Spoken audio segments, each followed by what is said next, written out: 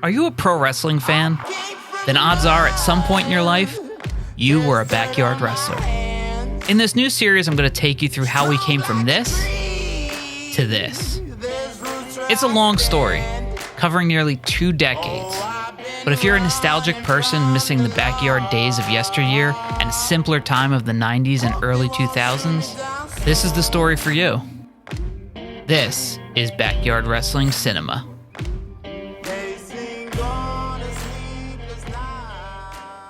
Welcome to Backyard Wrestling Cinema Season 4, Episode 6. Last week's episode started our issue with daylight savings time and this daylight nighttime thing where we would tape the show out of order, and the show would basically look like daylight, nighttime, daylight, sunset, nighttime, daylight, and it just looked like a mess. And it was clearly becoming an issue. And it was part of the reason, a small part, but still a part of the reason we would scrap a lot of these episodes and they would never air on public access. Now, right before this show taped, Tommy Thunder and I had our actual first professional wrestling matches, singles matches anyway. We had done a couple battle royals in the months before, but our first actual singles professional wrestling matches just 2 days prior to this.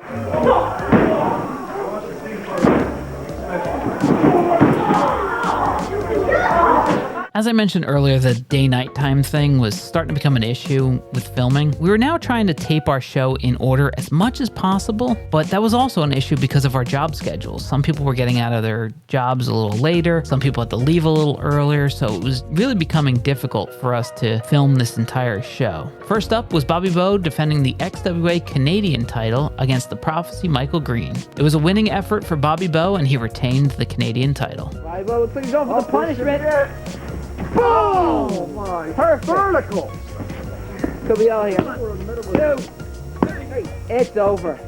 Next up was Minister Mark Moses, who you can see here was just completely uninterested in this character. The reason we changed it was because Mr. Benjamin's was really becoming the exact same character as TJ Money, and we felt that if we changed his gimmick up a little bit, he could come back as Mr. Benjamin's at a certain point and be rejuvenated and have this fresh approach to his character and maybe have a new wrinkle attached to it, and it would just spice up the show so much more. However, it was clear he was making no effort to make this character work. He was taking on the XWA's Beast with referee Christian Greed. For as unmotivated as Minister Mark Moses clearly was, he never put any less effort into his matches, and that shows here.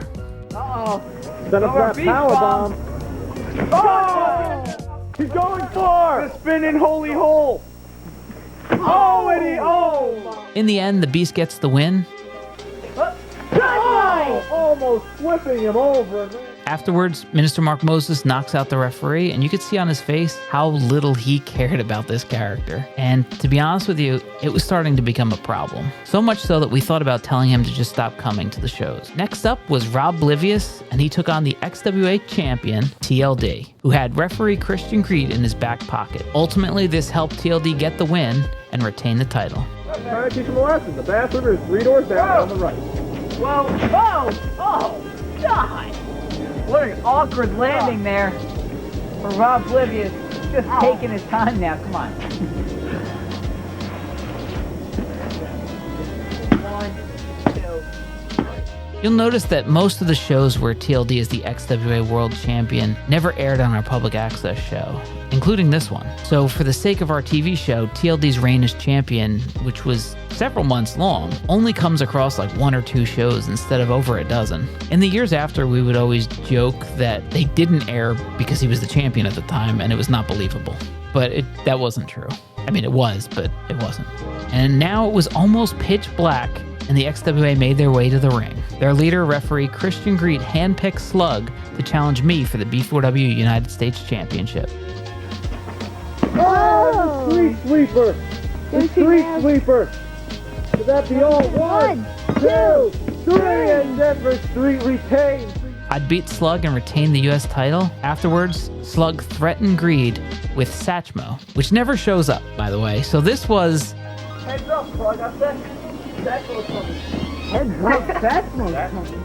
In the early 2000s, they started putting out these almost like those bass mouth Billy things that if you ever saw The Sopranos, the fish that would turn into, they're basically like these animatronic figures that would do one or two things. And we sold one at KB Toys that was a giant Louis Armstrong head that they called Satchmo, and a little body, almost like a bobblehead, but it was animated and it would play a song or do something. And the idea was that that would be his version of Al Snow's head, or his version of George the Animal Steel's Mine doll, something like that. And he would mention it a couple times, but it never made air. And I'm pretty sure we lost it in between him announcing it and when it was supposed to debut anyway, or Slug just quits again, which happens all the time. Next up was Criminal Cage with referee Christian Greed, and he took on Homeboy Joe Slice for the B4W World title. Now you'll notice Homeboy Joe Slice coming out with a bow tie, a wife beater, sweats, and typically he'd be wearing like a fedora, and it seems like an odd combination for a wrestling show, and I agree.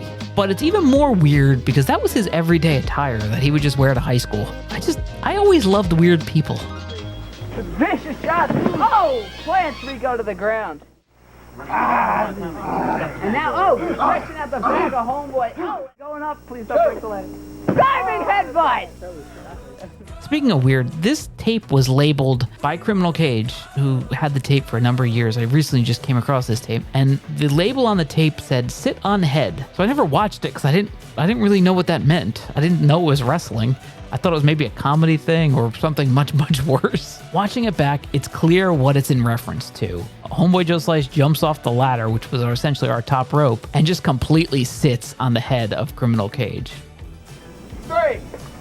Oh! Up to the just sat on Criminal Cage's head. In the end, Homeboy Joe Slice hit his finisher and demanded that Christian Greed make the count. Greed knocks him out and then still makes the count anyway. It was confusing. Oh! Wasted too much time. Drive by! You counting this time? You counting this time, man? He's just threatening Christian Greed. Wait a minute. Christian Greed! Oh, he's got those handcuffs! That Homeboy got his arm over. 1, Wait a minute. 2, 3! He turned it. Homeboy got the victory, but Greed just...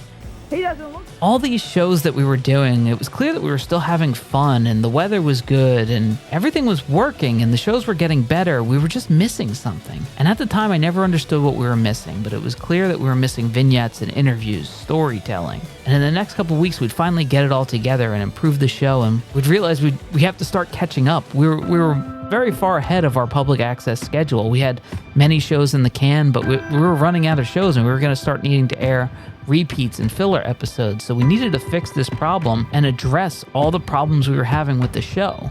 As I look back now, if I didn't want to air entire episodes, I could have just taken compilations of various different episodes and made episodes out of that, but I wasn't thinking ahead like that. I could have just gone back in and we could have spent an entire Sunday just doing vignettes, and then we could have inserted these vignettes to shows, but again, I wasn't thinking like that. And it was starting to become a problem. We were running out of episodes and we needed to get stuff to public access, otherwise we'd lose our time slot and it would go to another church program. But in the coming weeks, we'd be able to fix all of our issues. That's all for this week. We'll see you next week right here on Backyard Wrestling Cinema.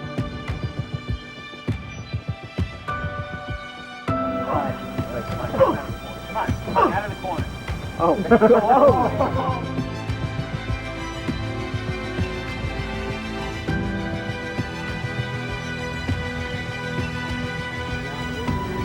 Let's go for... Let's go! Let's powerbomb! Oh.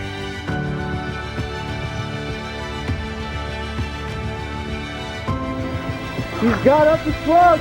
Do we see? Oh, the butter breaker.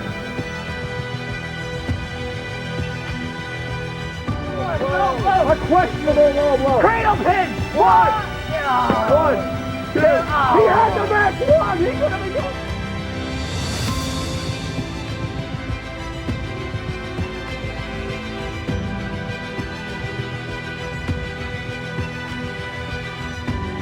Oh! Strangler! Minister!